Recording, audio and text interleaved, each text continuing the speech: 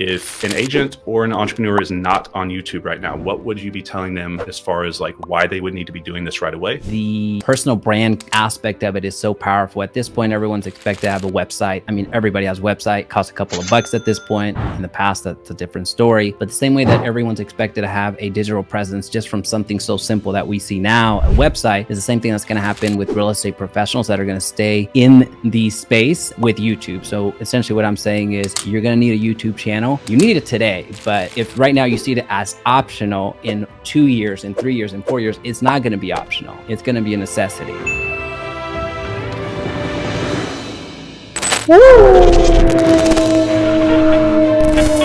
What's going on, guys? We have a special guest on the show today, Jaime Resendiz. If you don't know who that is, he just launched here recently an incredible program for you. It's a done-for-you YouTube startup system, start to finish. He's helped hundreds of agents get their YouTube channels off the ground. He's also a top EXP Realty leader here at the company. Believe it or not, he's recruited over 100 agents inbound through social media using YouTube. So we're going to go into YouTube, lots of different aspects on it. Both Jaime and I have been on YouTube for years. We've used it to grow our businesses. So welcome to the show, Jaime. Welcome to the call, and let's go into YouTube. And how kind of did you, I guess, start in YouTube? What was the first thought process? It's like, I got to get on there. Why did you do this in the first place? And then we'll go into kind of what you're doing with your business and some of the success and some of the things you've learned, trials and errors along this journey. But how'd you get into that YouTube mindset in the first place? Yeah, well, first off, thank you so much for having me. I really appreciate it. Really looking forward to our conversation today. When it comes to YouTube, I like to say that I started by accident.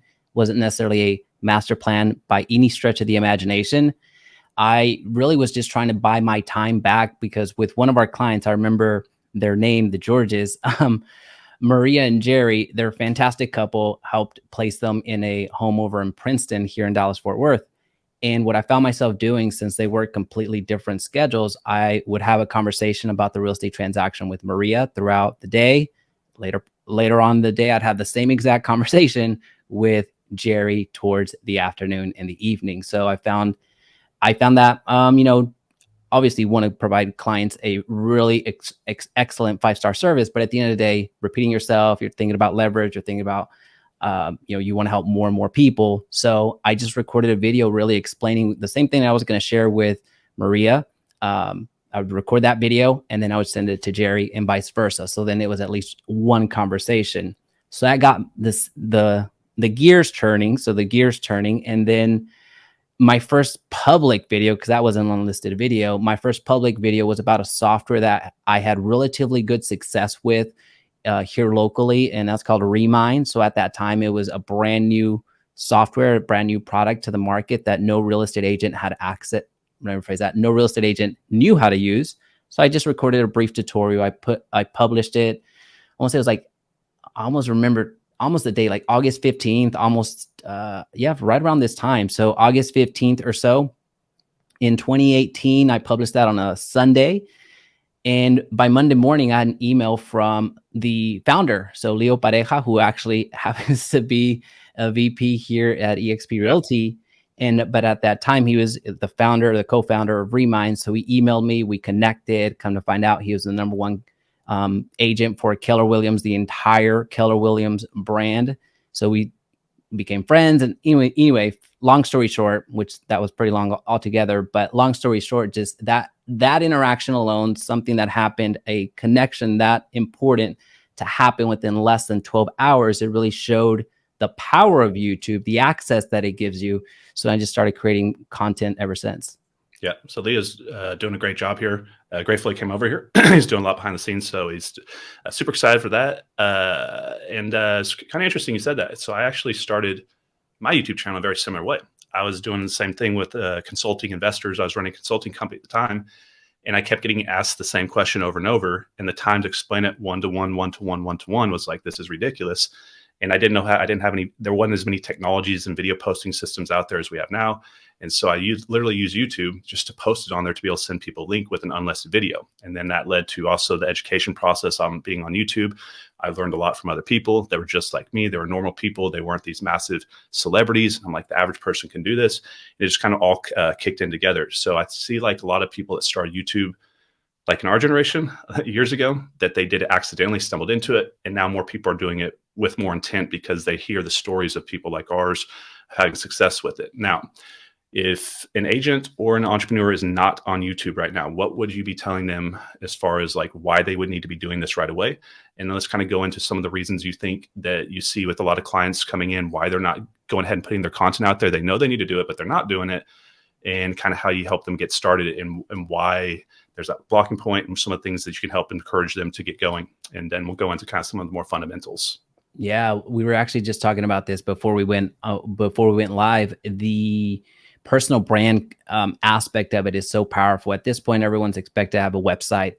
Everybody has a website. It costs a couple of bucks at this point. In the past, that's a different story. But the same way that everyone's expected to have a digital presence just from something so simple that we see now, a website, is the same thing that's going to happen with real estate professionals that are going to stay in the space with YouTube. So essentially what I'm saying is you're going to need a YouTube channel.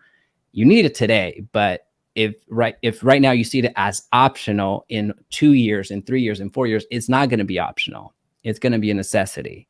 So that's really how I feel about, having a YouTube channel to begin with. But how do we break into YouTube channel? That's really where a lot of our agents see early success. But the first thing that we do when we're launching YouTube channels is we try to get our agents to buy their time back. So essentially we do what's called workflow videos. The same thing that I did with Jerry and Maria, educating and sharing the transaction, that specific transaction. But the same thing that I was doing back then, we coach our agents to do the same thing, but in a more general sense. So it's more of a white labeled version. So that means that workflow videos are videos that you can introduce into your workflow. So, what to expect as you're buying, what happens when you're under contract, what do you need to take to closing? So a lot of the same things that you would communicate one-to-one, you mentioned it earlier, we're communicating on video. The same thing that you would email out to your clients as you're going through the transaction, as you're going through your workflow, is the same thing that we would translate over on video. So we have about 4 to 5 different videos that we expect our agents to make immediately to buy their time back, because we know as we're servicing our clients and really trying to provide that 5-star experience, we're not looking to add something additional for them to do. On the contrary, we're trying to leverage their time back. So one of our agents, Jared, he has a very successful real estate business.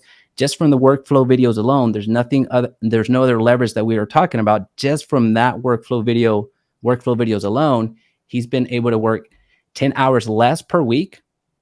He's a top producer, icon agent, all that fun stuff. But he's not only working 10 hours less per week, but he's also making significantly more, 20 to 30% more in his GCI. Yeah. So starting off with workflow videos is really what I encourage all agents to start off with. And then we start working in more lead generation strategy videos. Okay, cool. So what would be some of for the agent side that are looking for buyers and sellers, some of the types of videos that you're thinking are working the best, and then maybe a couple examples or just one maybe of an agent traction video. So for production agents, and then one for the ones building teams. What do you kind of see as the highest return on time to focus on that type of video? Is it KV Core videos? Is it, what do you think? Yeah, don't make KV Core videos. You're going to get an email. I get an email, text, call every other day from just people wanting to do some consulting. That's not the business that I'm in personally. But, when you have 7 of the top 10 ranking videos for KV Core, that's expected. I'm not faulting them. That was just poor choice. What's that? It's a double-edged sword. Double-edged sword. It's the topic selection for me was just not very strategic, as you can see. But to answer your question, when you're talking about buyers, when you're talking about sellers, essentially when you're talking about clients, there's really 2 decision points for them. One is, are they going to go through with the transaction? So are they going to buy or are they going to sell? That's the decision that they need to make. So that's one decision point. The second decision point is who's going to help them. So who am I going to hire? So to answer your question directly, if you go after that second decision point, who to hire, and make videos that answer that question, then you're going to have your return on investment on that particular video be tens of thousands of dollars in GCI into hundreds of thousands of dollars into GCI if you focus on those types of videos. So giving you an exact example. So if you made a video, questions to ask your listing agent, that would be a video that is on that second decision point. So that's geared towards those people that know that they're going to do some sort of real estate transaction. In this case, their homeowners are looking to sell. So questions to ask a listing agent. Well, you know that you need a real estate agent. You know enough about the transaction, that something called a listing agent as opposed to a buyer's agent.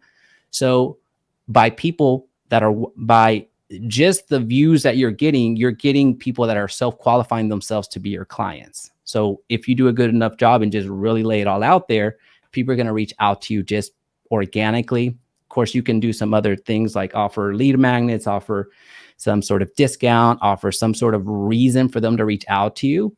But just from you making that video alone, you're going to stumble into transactions. It's impossible not to. Yeah.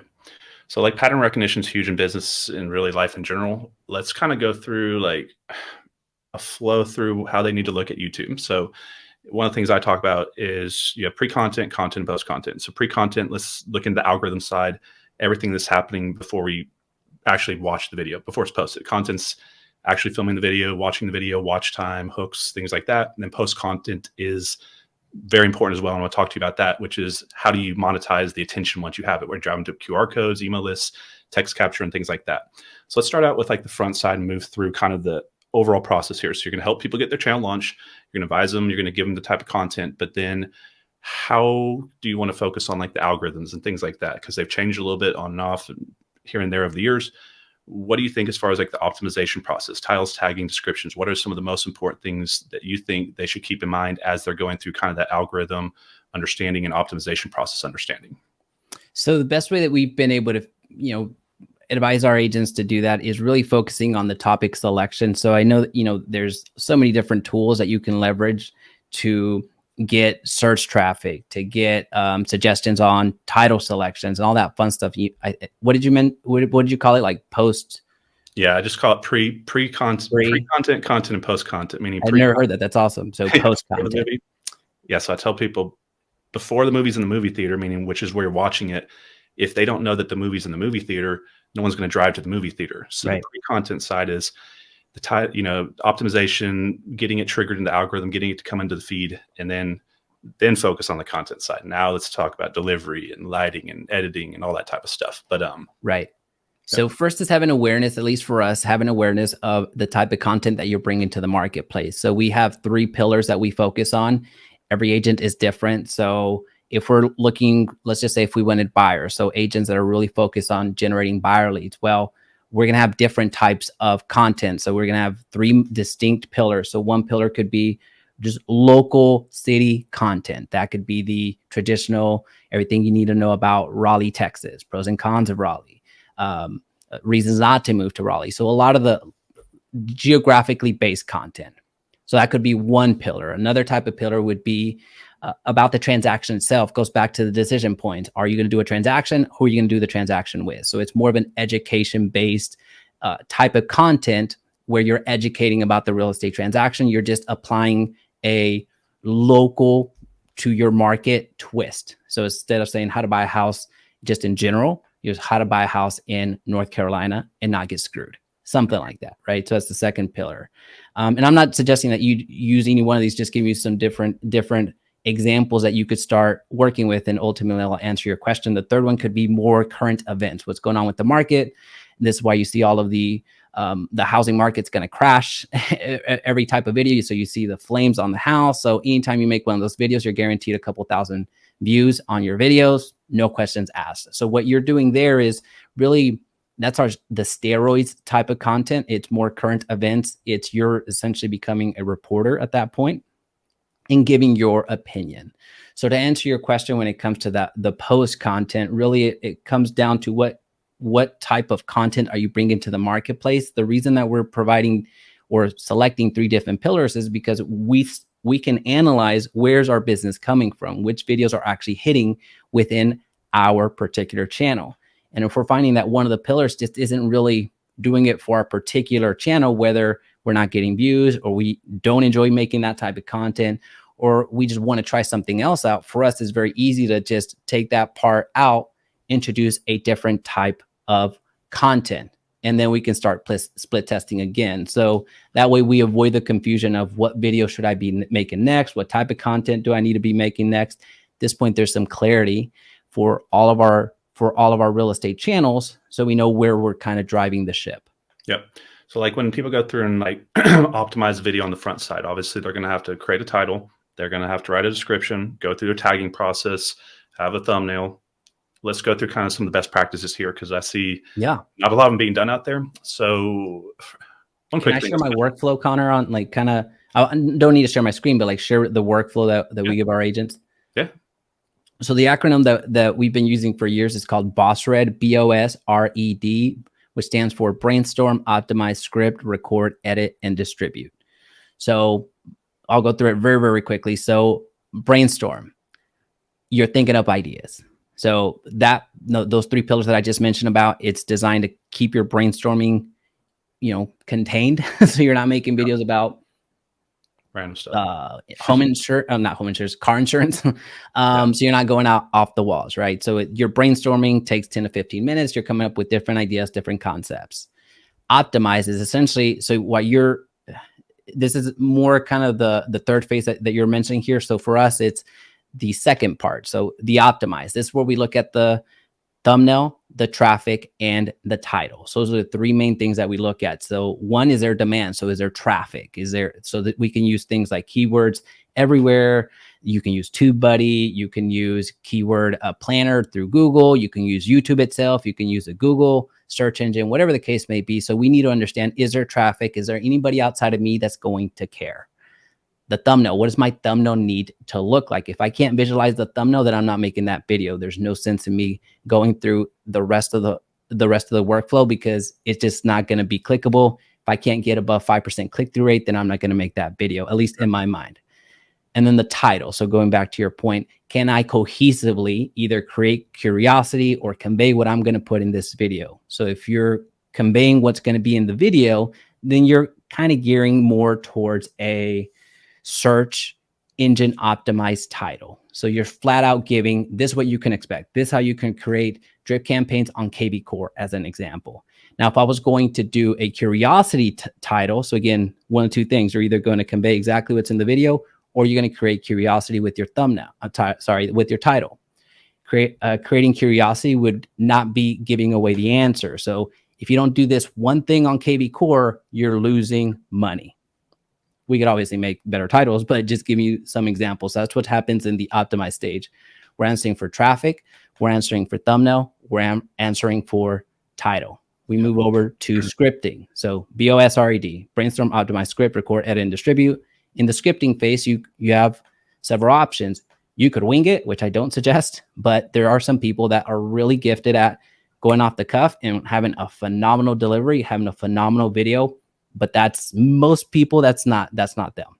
So you're either going to create a full-fledged script, so you're writing everything out and then just using a teleprompter to read, or you're getting bullet points together.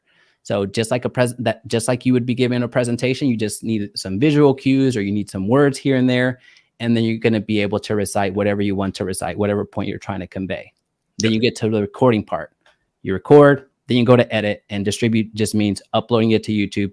To your point, optimizing it on the post-production where you're uploading it to YouTube. At that point, you have the thumbnail, you have the title, you have a general description, you put in the tags, the end screens, and any cards that get linked up. Yep. Curious your thoughts on this. So obviously everybody's got their own opinions and you hear lots of different stuff out there, but as you are an expert, length of title. I get a lot of questions. It's like, obviously it's hard to, people want to write like this long title, but then it gets cut off. Like, what is your take on that? Do you think shorter, concise, in that they can read the whole thing, or do you want to more elaborate and put more keywords in it and kind of create a more curiosity title? Have you seen any difference in that? Or because like a lot of people say keep it super short, and some people don't have that opinion. It doesn't affect anything. So some people max them out. Some people barely put 2 words in it.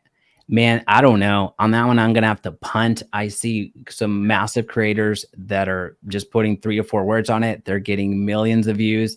I see some other creators, like one of our agents, Franco. He started on YouTube 2 years ago. He's got 14 million views and gets 30 booked appointments per week. Who am I to tell, even though I consult with him weekly, who am I to tell Franco, hey, don't max out the 100 character limit, when that's all he's been doing. So whenever he publishes a video, in 24 hours, he gets 40,000 views on real estate content. Mm-hmm. Man, I don't know. I'm going to punt.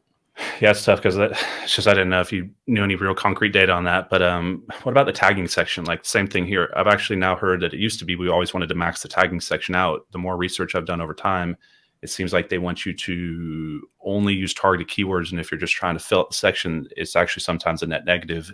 From what I've been doing the research on, that it's okay to not fill it all out if you're using direct targeted keywords. But kind of like what we're talking about here, guys, there's a tagging section in the back that gives you about 500 characters to create tags that relate to the title and description of the video. But what's your kind of take on that? And do you even think the tags have that big of a relationship to optimization anymore? We've gotten a bit more guidance from YouTube on this. It's been a little while since they've mentioned this, so we don't put too much emphasis on the tags themselves. So you can put 1 to 2, you could max them out. It's really a preference thing, but there it just doesn't have enough of a sway. But yeah, before you could keyword stuff and you would rank 100 times out of 100. But that's no longer the case. So they're not as important as they used to be. We'll move on here in a second, but last quick question. So should people starting new channels, should they go into competitive keywords that, like solidified channels, bigger channels have been doing for a long time, try to compete against them? Or should they try to find smaller little niches and long tail keywords and try to kind of start that way? Or will they ever even be able to compete and have their videos found if they're just going against those major keywords and kind of top people in the space? Or kind of what would you focus on if you were just getting going? Yeah, no. So it feels like I'm just getting going every other week since we launch a channel every other week, just internally from our internal organization on what we're doing. It's what we do is, as mentioned previously, the workflow videos. That's one of our pillars, just in all the markets that we're doing. But then also getting local as quickly as possible. So we know the videos are going to hit that are going to bring in leads. So if we do property tour videos, we know it's going to take us a couple of thousand views before that turns into a lead. So the view to lead ratio is several thousand views. Now we also know that if we make local based content, you kind of have to put a little bit more research into what that's going to be. But since we're launching channels in all markets at this point, for us, we know that about 400 to 500 views per lead. That's our ratio that we're trying to hit with the channels that we launched. So I wouldn't necessarily try to compete against the more established channels like the Javier Vidañas of the world, he was one of the first, if not the first, but he was one of the first channels that went over 100,000 subscribers for the real estate niche. That is a real estate agent. Christina Smallhorn, she's like almost 300,000 subscribers. So I wouldn't necessarily try to compete in their lane, because you're not really competing at that scale. You're competing more to bring in business. I'm assuming that that's what the channel that's being created is for. Now, if you're going to speak to more of a national audience, like Franco, one of our channels, then we do more news jacking. So trends jacking, that, what's in the news right now, whether that's FHA, whether that's interest, whether that's real estate market, whether that's whatever programs get released, then we do kind of pull from those particular topics and make videos that apply to everybody in the United States. Yep. So like for the description section, this last thing we'll go into like optimization, and then we'll go in kind of different direction. What is your kind of take on how powerful, if it's needed or not needed, to really focus on that description section? I mean, obviously you're going to use that for conversion, putting links to drive people to for call to actions and things like that. But as far as optimization and how that works with YouTube and the algorithm, are you wanting to put your title in that description? Are you loading it full of the tags that you kind of put in the tagging section? Kind of how do you look at that section? And is it as relevant as it used to be, or? It's relevant, but it's not as relevant as it used to be. So yeah, you are putting title, you are putting some keywords that you'd like to maximize for. But at the end of the day, if you're doing your job correctly, you do want to convey what's going on in the description at the end of the day, because there's some people that still go there. You do want to include some hyperlinks to either your products, your services, your lead magnets, whatever you're doing or trying to market, because very few people are going to go to your channel, your actual home channel first. They're going to find you through YouTube videos themselves, and very few will actually go over to your channel to see what it is that you're offering. They're going to go directly to the description. So one of the best practices that we give our agents is to always be encouraging people to go down to the description for either a lead magnet or for contact information. We don't try, every agent is different, but we recommend our agents don't put their phone number or hard code that into their videos. We encourage them just to train their viewers to go down in the description for that contact information. Because at that point, if they go over to your website, then the pixel's going to get them, even though it's not as effective as it used to be with retargeting, but we're able to launch ads against that. Interesting. The reason that I don't like encoding the, your email, your phone number, your website, we may be at our forever brokerage, but not every agent is. Right. So if you're going out there and promoting a brokerage, even if you are in your forever brokerage, things do change. And you don't always want to have with ABC broker or 123 broker. If you're advertising that, then that's baked in stone. That's going to be there. You either take it down or you live with it. So that's why we encourage everyone to go down in the description and put your contact information. Now, when we drive attention, we're using what's called a call to action, and lots of different ways to do this. What do you think is probably the best way to do that call to action? Meaning, is it a verbal call to action? You're speaking in the video as you're going through the video. You say, guys, make sure to go check out the description below. And you're verbally doing it. Or are you doing it through a text pop-up, meaning it just pops on the screen and as a redirection arrow, while you're speaking? Or are you doing something that's like static in the background, like a passive pitch, like the Chiron. Yeah.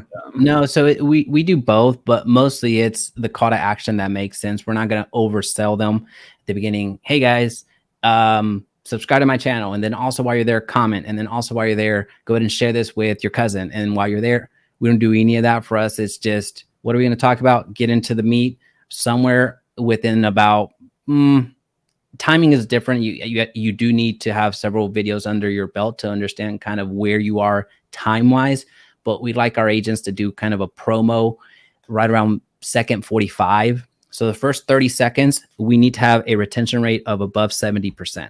That's a benchmark that we have all of our creators try to hit. Not everybody does it, depends on content, but within 30 seconds, you need to have such a strong hook at the beginning, such curiosity at the beginning, and conveying what you're going to deliver in that video. You need to have 70% of the viewers still there within the first 30 seconds. And that's the benchmark that we're using. So that's why we wait for our promo of, what the channel's about, who we are, what's happening around second 45. So with the call to action, whatever's important to us in that particular video, we're going to call that out. So it could be an intro to the channel. Hey, welcome to the channel where you get actionable strategies to help your business grow. That's just a very warm welcome. If you want our list of 101 posts to make as a social media agent to generate real estate leads, just giving you some random calls to action, go down the description and click the link. Yep. So we're peppering that in. Yeah. What do you think are some of the phrases? Are you asking questions, or are you saying, hey, at the end of the video, we're going to give you this bonus, something like, what are some of the things that you've seen work the best to get them past that first 30-second window where you're trying to get that 70% of them past that? Yeah. No, I think you just mentioned it right there. So either creating curiosity, and then also in the same vein, hey, make sure to stay to the end, because I have a feeling you're going to like bullet point 4 or the last bullet point, or hey, if you don't do this, the 7th point that we're going to cover, you're going to waste thousands of dollars, and I would hate that for you. Yep. I'm gonna hide a bonus tip in this video. I'm not going to tell you where, but it's probably towards the end of the video, and you're going to figure it out when I give it to you, and it's going to be worth making it to the end or something like that. Yeah. 2 more things to go into. I want to talk about like your take on end screens right now. Are you using a really focused end screen strategy, or is this like a big focus of yours? Because I know that I've had certain videos take off like a year or so later after I posted them. And later I realized after reverse engineering, it had to do with the end screens because they're popping up and it brought more cold traffic to it. And kind of what's your take on, should people focus heavily on this? Is this a big part of where they should have their attention for a long-term strategy? And any ideas of how they can increase their end screen watch time or not watch time, but click-through rates and getting more views at the end of the video? Yeah. So the last seconds of the video, you have the opportunity of either posting, YouTube will do it for you. We'll post playlists, we'll post another video, we'll post the subscribe button or just your little icon. So those are what end screens are, what you were alluding to there. The videos that we put in place, if it makes sense. So let's just if we're gonna make a video, let's say to address home sellers. So let's just say we made a video on, you just got into contract on the first house that you're ever gonna sell. Let's just say you made that video. So you're just under contract on the first house that you're ever going to sell. You say whatever you need to say. So now we're at the end of the video. So going through a real life example. So now you're at the end of the video. So keep in mind, you just talked about what happens during the transaction. Now, you don't know how that viewer got there. It could have been search, it could have been browser, it could have been suggested. Those are different types of traffic on YouTube. And we can talk about that if needed, but those are 3 types of traffic on YouTube. So at that point, you have a decision to make. You can have that end screen pop up and let YouTube decide what's best to deliver to the user, which is 80% of the creators, more than 80% are going to select that option. But if you know that you already have a video that works incredibly well with that particular topic, such as what to do after you've sold, so you already solved their issue for what they're doing there in the transaction. If you know that you have a video that talks about what to do after you sold, after you've closed from the title company, after you have the money in the bank, then you do want to direct them to that specific video. So it's more of a customized solution as opposed to a one-all be-all. So that's just one of the ways that you can do it. That's my preferred method, where you're directing them into the next video. So it gives a different level of relationship or trust that you build with your viewer, because it's not just a canned, hey, check this video out because I need you to watch more videos. Like, I just solved your problem here. You now know what needs to happen in this home sale. And I need you to watch this video right now, because now you probably need to know what you need to do after you sell. You need to get with your accountant. You need to have your purchase, whatever it ends up being. Yeah. So like other types of videos, you want to do that, like multi-part videos. Let's say you have a 3-part series, something like that, and they watched it in part 1. If you guys like part 1, want to continue on, here's part 2, and here's part 3. Or like a redirection from a shorter long form content, like a 4 to 6, 7, 8 minute video that's pulled from a podcast like this. Let's say we take a clip of 5 to 8 minutes out of here.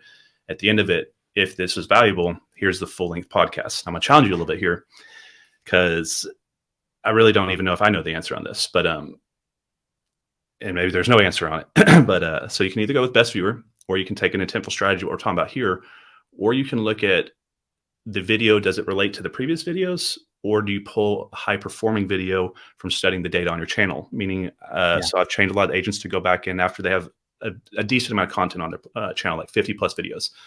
Go back in and sort all their videos, track these videos, and get a subscriber to view relationship as a ratio, meaning how many views does it take to get a subscriber, and then ranking those videos on view per subscriber ratios. So you may have a video that had 30,000 views, but it's getting 1 subscriber every 50 views. And then you may have a video that's got, getting a subscriber every 30 views, but only has 2,000 views. So you're looking at 30,000 versus 2,000, but the ratio is per view, you're getting a higher subscriber rate. Would you want to put those types of videos on your end screen? Because the likelihood that they click one, if they do click it, the conversion rate is you're giving them a video that's the highest subscribed to videos on your channel. I don't know if that makes a ton of sense. That's something that we do with Franco quite a bit, because he drives such amount of volume. So for him, it's not uncommon for his videos with time to crack 100,000 views. So whenever we need to pump a YouTube video, not the channel itself, but whenever we need to pump one of those videos, we'll generally put that in videos that we've already pre-selected that need that call to action. We don't do it on all of them. That's one strategy. You can absolutely do that. But with some of our channels, the way that we've committed to, creating the end screens, we don't give ourselves that option, because, hey, if you're looking for other type of content that might be valuable to this particular topic or whatever we just covered, check out this video or this video right here. So we're kind of pigeonholing ourselves in that respect. But what you mentioned absolutely works. It's a way to really add some additional juice to whatever video you want or need to have a bit more juice. Absolutely great strategy too. Yeah. So like I try to tell people, don't look so much at view count, even though it's massively important. I would more look at watch time, and then like what we're just talking about, the ratio between subscribers to views when we're creating. And we'll talk about playlists right now. So let's say you're going to create a playlist of 7 videos. Like Jaime's got his EXP playlist, so he's got all his EXP videos. Let's say he's got just 7 of them. What he should do is he should go back and rank them as far as the highest watch times, and then the highest are the ones that have the best ratio of subscribers to viewers, and rank them 7, 6, 5, 4, 3, 2, 1, and put them in a playlist like that. So if they watch the first video of that playlist, it's the most likely that they're watching the one that has the highest conversion to it and the highest watch time. And then the next video after that, in a decreasing pattern down, because most people don't make it to the far side of the playlist. They're going to watch the first few, but you're giving them like your best ambassadors. I mean, you're putting your best ones forward, put it that way. But are there any things that you want to go into as far as like playlist strategy and things that you guys are doing with this? Because I know you have quite a few playlists. Yeah. No, I think you just hit the one that I would have covered. That's a fantastic one. Getting some playlists together. If there depends on the settings that they have on, but a lot of users have the autoplay option on. So whenever the video gets done on the playlist that they're playing, it goes to the next one. And the reason that YouTube did that was because more for music playlists. So it gives you kind of like a little mix of videos. YouTube does the same thing for your video. So if they notice that you're watching some of their content, especially when it comes to playlists, they're going to either opt you into that particular playlist, or they're going to just naturally curate a mix of videos for the user at the end of the day. Yeah. So it's going to auto. So that's interesting. So like, let's say like Jaime is watching a video, and then you have your playlist in the end screen. Will it go to, so let's say you have one end screen video and it's a playlist, and they watched the 5-minute video, and they ran out because they had to go pick up their kids from school. Is it going to naturally move to that end screen video, and then that's the playlist, and then it'll just keep moving from video to video to video? Let's say they go out for 4 hours, or is YouTube going to stop that? Or is it going to just sit there and run full watch time on all those videos? Eventually it pauses. I don't know how long it takes, but it'll just say next video is starting, that kind of like it happens on Netflix. Next video is going to start, and it's kind of like a little countdown, and then the next video begins. Yeah.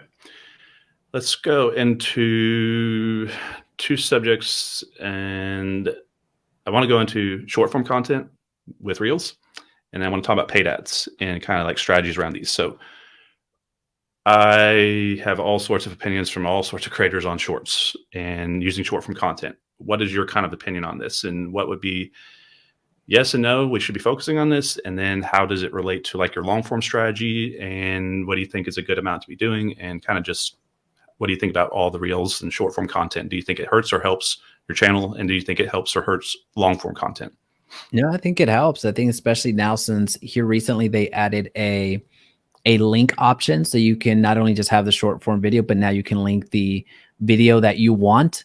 It doesn't have to be the longer version of whatever short you're doing. So you could either do a repurposed strategy where you're taking clips of what you mentioned earlier, whether if you have a podcast or a longer form video, there's a key moment that you would like to highlight that you can then distribute on all other social media platforms like Instagram Reels, Facebook Reels, TikTok, YouTube Shorts, which is what we're talking about. With YouTube Shorts, you can now link up a video that you want to drive traffic to. So if you do a repurposed strategy of taking one clip that you think is meaningful, now you can link up the video that specifically links up to that longer form. Yep. What about paid ads? So I know you've done a lot with this over time. Do you think that impacts, like, let's say someone's building a channel organically for years, and then they start running paid ads. Does this have any relationship to the organic side? Or is it going to help it, hurt it? Like, how do paid ads and organic content relate to each other? So if you're doing paid ads to get people to your YouTube channel, that's a failing proposition. It's not, just to boost your subscriber count or whatever the case may be. With paid ads, it's a direct response type of advertising. So our agent, we don't launch paid ads to juice up some numbers. The math just doesn't make sense. So the organic type of video is created in such a different way that you can't run it as a commercial. It's the same way that you would be putting whatever show you happen to be watching on Netflix. If you were going to run the entire show as an ad, It doesn't work there, right? So the ad itself would need to be an unlisted video that specifically has a strong hook, has reasons that they need to whatever you're looking to do, whether you're looking to share a calculator, a quick list of homes, something that you think would be valuable, that would be valuable enough for the user that sees that ad to click through and claim. So you have to really get to the meat and potatoes as quickly as possible. You can't use a publicly used video and run it as an ad. Let me rephrase that. You can. It's not advisable. That's a good way to waste money. Yeah. So you kind of mentioned earlier, while we're on ads, you mentioned retargeting a little bit ago. Let's kind of go into like the post content side. So now you've optimized your videos, you've gone through all titles tagging, they're watching the video. Now you have the attention. So you guys are watching this right now. If you're still watching this, how do we get you guys to go to like an opt-in link, a Facebook, like Facebook group, retargeting system, QR codes, email lists, and things like that. So let's talk about just in general, what do you think is like the best way to redirect traffic and what you've seen work and convert the best, but then also your kind of take on retargeting, and it could be not just for YouTube and whatever, but like all platforms. Like how much do you think people should be putting in a focus on this? And is it a good use of money as far as an ROI? I think that's the only use of money. Shouldn't be so, but yeah, I would say that that's the only use of money that you would want. If you, let me back up, because that doesn't make sense out of context. It makes sense. It makes sense.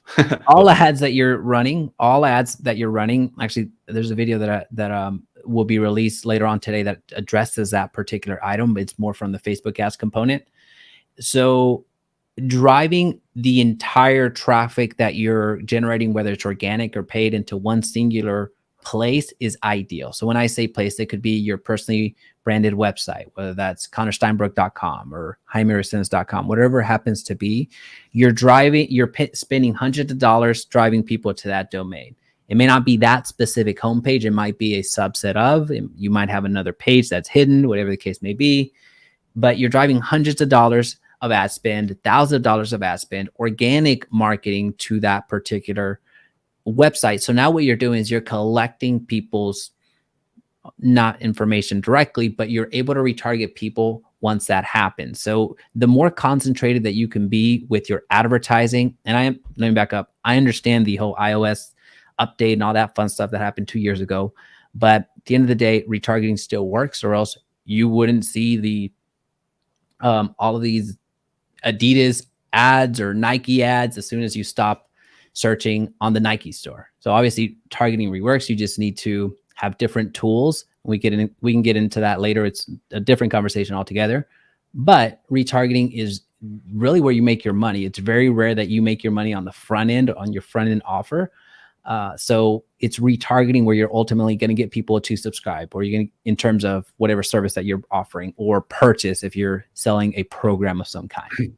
Yeah. So are you you're giving out like a free lead list or something? Yeah, whatever your groove is. If you're looking for buyers, if you're looking for sellers, let's just say you're looking for sellers, the 9 things you have to do before you sell to make $50,000 more. Obviously the title is horrible. You would need to spice that up, but essentially what you're doing is you're making a bold claim. You're providing such a valuable offer that I would want to claim that offer if I'm looking to sell today, or if I'm looking to sell in 2 years.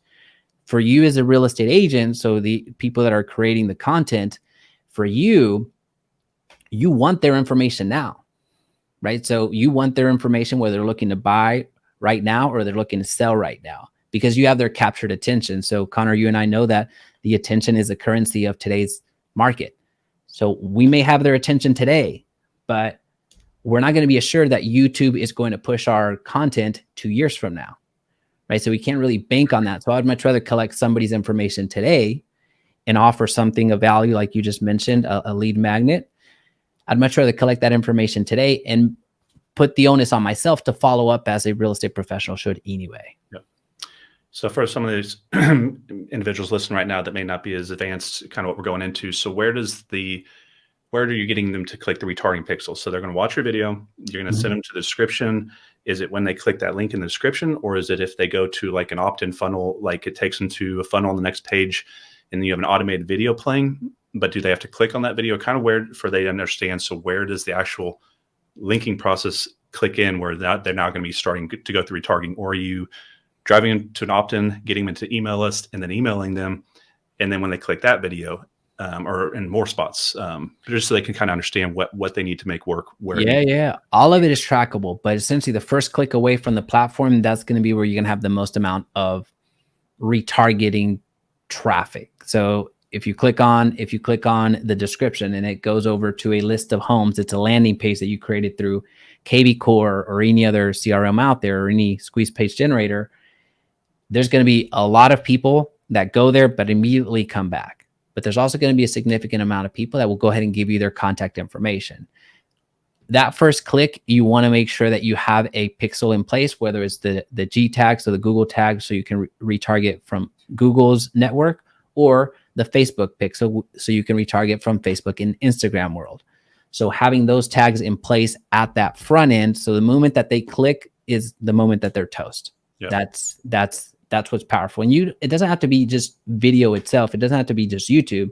We're doing this with direct mail campaigns. So when they're scanning QR codes, when they're texting a specific code to one of our phones, we have it set up into such a way that we're collecting the information, and either we're retargeting because they landed on our landing page or our squeeze page, but we're also retargeting because now we have their contact information. So we're just creating custom lists. Yeah, that's a good tip right there. Because I actually think about doing a couple billboards in smaller markets where they're affordable, and using that to drive traffic. That's pretty cool. While we're kind of on this, ads and retargeting, we're mostly on YouTube here, but obviously you do a lot of different platforms. So does everybody else. Where you said Facebook earlier, highest and best use of dollars, tracking against all the platforms in 2023, IG, TikTok, YouTube, Facebook. Yeah. Obviously, you're probably doing a combination of all of them. Say they don't have the ability to do all of them. They're limited on dollars. Where do you think they should focus? What's the cheapest touch and the most valuable touch? Does it matter, or is it? Yeah. It's a boring answer because everyone's talked about it for so long, but it's still Facebook, in my opinion. TikTok, yes, we can get some cheap leads. Facebook, we pretty much know what to expect. We pretty much know our conversion rate. We know the dialogue that we're going to have. We have the scripts. We have the text that we're sending out, the emails that we're sending out, what we're going to say on the phone at this point. So maybe it's just because I'm a creature of habit and I'm not, evolving with the times as much, but really Facebook ads, we're still able to drive these leads that are coming in for 30 cents, 50 cents, $1. And this is all to cold traffic. So that's very hard to beat. Yep. So you do all this with your service. So you have your done for you course, right? You want to talk about a little bit what you do, and then we'll end up with one last thing. Let's talk about what you do. Can you help them with all this paid ad stuff, or you can do this with your service, or because I know some people are probably like, I don't want to have to learn all that. They're busy. Some people are they have time. So they're like, I don't want to pay for that, but I'll learn it with my time. So like, yeah. So let's talk about paid advertising. So right now from paid advertising, let's talk Facebook ads. That's really where I, made a lot of my money and a lot of just my name, if you will. From Facebook ads perspective, I have a program. You can go to my website, JaimeResendiz.com, and you're going to find it there. It's a program that teaches you how to do everything from beginning to end. So essentially it's a program, it's a course, but we don't take on individual agents any longer. Right now, we're just working with builders and larger brokerages. So more enterprise accounts from our digital agency perspective on the paid ads. Now, with that being said, agents still have access to really kind of our strategies per se indirectly. So we launched a software program called Agently. So agently.com. So agently.com. It's been featured by NAR, The Close, Inman as the tech platforms to watch. We were using artificial intelligence 2 years ago before it was cool. So it does a lot of things for our real estate agents, and it does it for them, and it does it well. One of those components is launching Facebook ads. Yeah. So Agently is where I would encourage everyone that's looking to launch ads, get their social media done for them, video marketing, whatever the case may be. Agently.com is a one-size-fits-all approach for every single agent on there. We have thousands of agents at this time. I think we have about 15,000 agents on that platform right now. That's from the paid ads perspective. From the YouTube perspective, we do have a done-for-you service that will take your raw footage. We will edit it. We'll get the thumbnail going. We'll do the title. Basically, that entire workflow that we just talked about, our agency takes that on to where the agent just sits in front of see yourself as the actor. You get in front of the camera. You record and say what you need to say. In many cases, we actually provide the scripts, and then we take care of the rest. Yep. So guys, we're going to put all these links below. We're going to, I was going to end it right there, but we'll touch on one last thing because you kind of triggered it. But so yeah, so the thing you need to think about, guys, is Jaime's used YouTube. He's proved himself he can do this. He's built a big team with this, built other businesses with this, recruited over 100 agents at EXP Realty. Also, Jaime and I work together. So if you want to reach out to us and you reach out to Jaime and potentially joining him and coming to EXP, that's something you should consider. But I want to transition to one last thing that you brought up. You brought up AI. Yeah. Two last things. Let's go into traffic sources first because you brought that up earlier. I know you said there's 3 main ones to focus on, and then let's wrap it up and finish this one with AI, and then make sure to check out what he's doing with all this stuff in the description box below. But quickly, traffic sources, and then we'll wrap it up with AI. Just curious to see what you're doing with that. Yeah. So when it comes to traffic sources for YouTube, there's 3 traffic sources. So essentially, where is the viewer coming from? So the low hanging fruit in all the markets that we enter is search-based traffic. So whenever somebody types into YouTube, should I move to Wisconsin? You know, that in any market that we've been entering, it's wide open. So that's why we've been so aggressive with that. Launching channels everywhere. So that's search-based traffic. Somebody's actively searching. That's where we're talking about SEOing.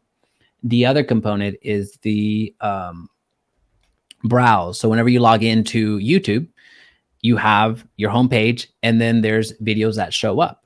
So once somebody finds you, or let me rephrase that, they don't even have to find you. When somebody clicks through on that home screen and it's one of your videos, that is deemed a browse search. Let me rephrase that, a browse traffic. So on the home screen, that's browse traffic. If you're getting on the home screen, that's huge for you. So I mentioned Franco before. That's where he gets a bulk of his viewership, 50% plus. It's not search-based traffic, because going back to what we were talking about with titles, you can't search for that type of title that he's putting out there. So for him, he's just made such quality work and content that it just shows up on browse. His second source is suggested. So suggested is when you're watching a video, what's on the side of the screen, what's below if you're watching on mobile, what else is being suggested to the viewer.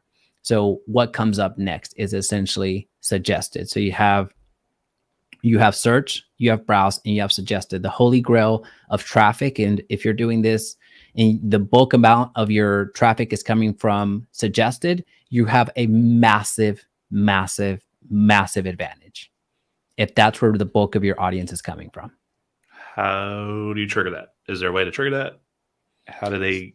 You mentioned a version of that already, where you have you're looking at videos that have already proved the topic before. So if a creator makes a video on the new FHA criteria, well, as soon as the news comes out, there's limited amount of let's go. This is for entrepreneurs, right? So that's generally the audience, right? So if you take, let's just say the certain news about a brokerage that might have changed radically that their profit sharing way of doing things, well, there's limited amount of information. So that's you addressing that particular topic. Now, if somebody else has addressed that particular topic, since there's such a scarcity in inventory, it's very easy to get the suggested traffic off of that, because you're not going there to just watch somebody's opinion once. You want to see multiple views. But if the news just hit, so something that's brand new just hit, you're going to be getting some additional views from just the nature of the topic. So that's where topic selection is so important. So that's how you're able to get more suggested traffic, because of the novelty of the topic. Yep. That's good. Let's wrap it up with AI stuff. I know it's a big hot topic. I'm really, just to be honest, like probably a little bit behind where most people are. I've just been so busy over the past year or so that I haven't really, I mean, obviously I played around with a little bit, but I haven't really dove into as far as like using high level strategies. I mean, we're using it for editing stuff and writing some type of certain text here and there, but like, what do you think looking forward? Are you using certain things right now? And then going forward, where do you see opportunities coming down the road with AI that they could kind of forward think to have an awareness to focus on this? So how we leveraged it early on when our first, so actually agently, how that was born, that was more out of us playing around with GPT-3 technology. So that's don't get me talking about that. This is Dima. He's the one that makes all this work. But when it comes to the AI altogether, how we were leveraging it back then 2 years ago was creating listing description. So we only needed a few keywords on, you know, how many garages are there, what type of flooring, blah, blah, blah, blah. And we, you know, scanned the internet, basically what OpenAI did with ChatGPT. We scanned the internet more specifically towards the real estate. So we were training I'm struggling with words. We're training the platform, let's just say. And that's how we were getting our listing description. So that's how we were able to spit out millions of iterations of listing description. So now that's something that ChatGPT last year when it launched or was available to the public, that's really where most people saw its immediate utility was in text. So you have things that you could accelerate, whether that's any scripts that you're trying to create. So you can, you know, do cold calling scripts if you want, drafting emails, getting all your social media posts. So for us, most of the way that we're leveraging AI at the moment is through the text version. We do some imagery, we do some videos, but most of where we're playing right now is still text. But even that's just more of a starting point that'll take you depending on the topic, 60 to 80% of the way there. You still need some human intervention in order to get you to that 100%, because although it's incredible technology, it's something that is just unbelievable. It's a game changer for sure, but you still need to take it all the way to, you know, proficiency. Yeah. And it's going to continue accelerating at this pace. So like last question, we'll wrap this one up. Is there like an AI today or they come in tomorrow that you think you could like post your YouTube video or like run it through the AI system, and then it looks at it all and pulls out the most optimized keywords. It gives you the right description or title and basically optimizes everything for you, and looking at YouTube's everything that it's using it. So it's like, you can't really, it's like the perfect optimization. Or is that kind of what you think like vidIQ and TubeBuddy in these companies are using some type of system like that, or how they're pulling that up? Or is that not AI? Or because I think that's a lot of people. No, that would be pretty cool. You have a lot of versions of that, so everyone's kind of piecemealing it in different ways. So they're taking the scripts, they're just scraping as many scripts as possible, because at this point YouTube makes it available to anybody out there. So people are pulling in all of that data, so you can manipulate data any way you want. I think you and I connected on years ago when I just got out of healthcare, we were talking about data back then and how it was being applied in healthcare. Whoever owned the data, these PBMs, these insurance providers, everything else, that's where they were making their money. As far as outcomes, like whether the patient lived or died, they didn't care. It was more about the data, who was collecting that, who had access to that, and who owned it. Same thing here. Yeah. Well, man, I had fun. I thought this was a really good call. I think you're going to help a lot of people on this call. Make sure to guys go follow Jaime on his Instagram, his YouTube channel.